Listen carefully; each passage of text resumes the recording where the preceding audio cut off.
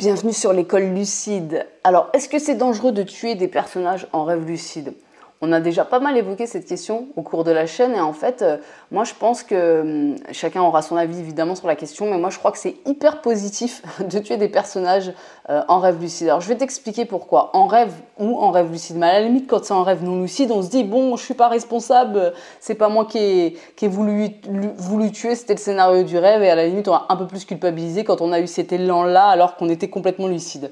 Mais en fait là où pour moi c'est quelque chose de très positif, déjà la mort c'est à la fois une transformation et à la fois une continuité. C'est-à-dire que c'est une transformation du corps, la mort. Tu vois, quand tu meurs, ton corps, il se transforme. Et à la fois, c'est une continuité parce que ta couleur unique continue sa route. Donc, en tout cas, c'est mon avis personnel, évidemment.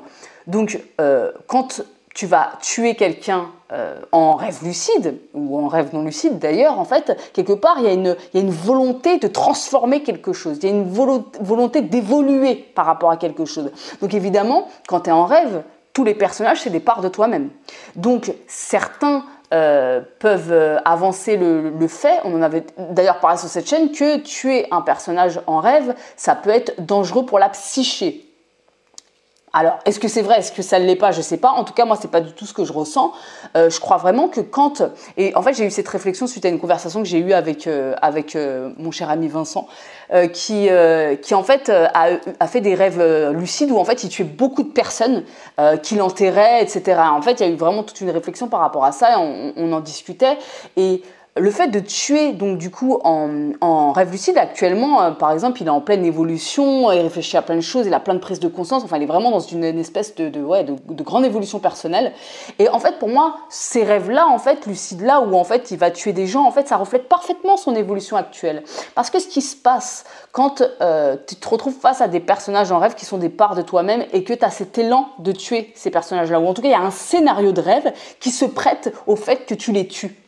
Ce qui se passe, c'est que peut-être que tu es en train de te séparer de parts de toi qui ne te servent plus. Des parts de toi, en fait, qui te servent plus à aller de l'avant dans ta vie. Et que tu es en train de t'en séparer. Et que la façon d'exprimer cette séparation, quelque part, c'est le fait de tuer, en fait. Donc, quelque part, de transformer, d'évoluer. Et c'est là où en fait ça devient intéressant. Alors évidemment, on va tous être uniques, c'est important de revenir à toi et ce que tu ressens.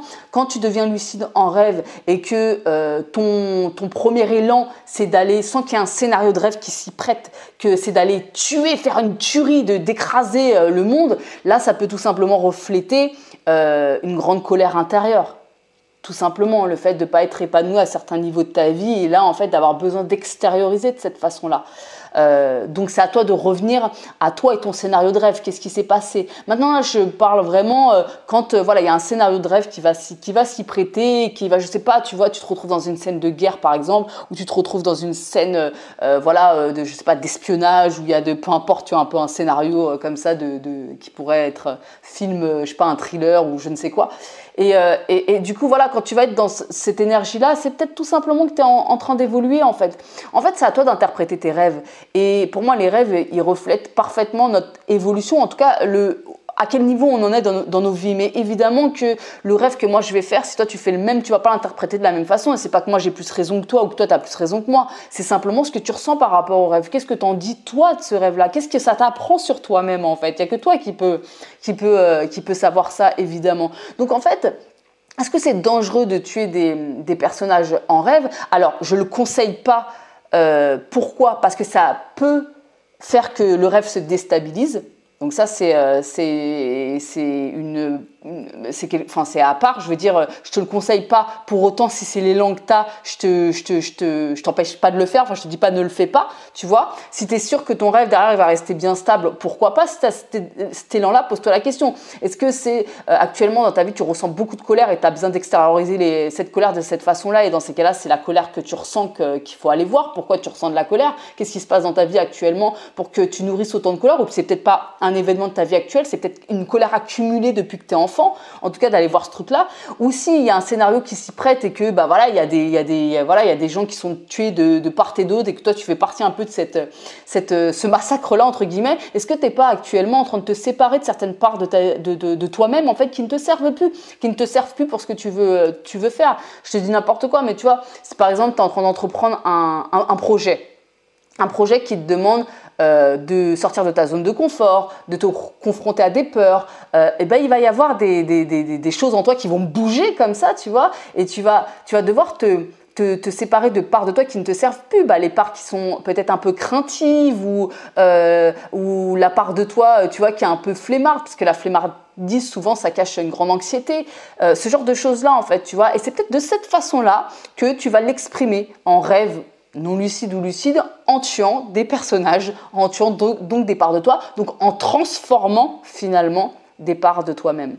Donc voilà, je t'invite à toujours revenir à toi et ce que tu ressens quand tu te réveilles d'un rêve, que ce soit non lucide ou lucide, qu'est-ce que tu ressens par rapport à ce rêve-là, qu'est-ce que toi t'en dis, qu'est-ce que ça t'apprend sur toi-même en fait, tout simplement.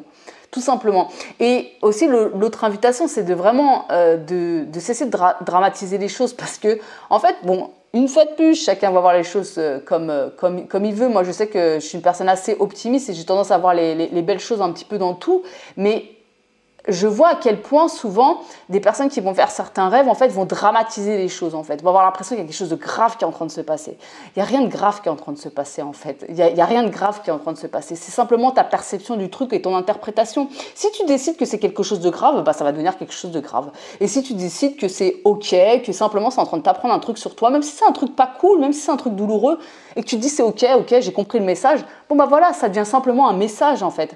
Donc essaie de voir les choses de façon plus positive pour éviter de te faire trop flipper, de dramatiser un peu les choses.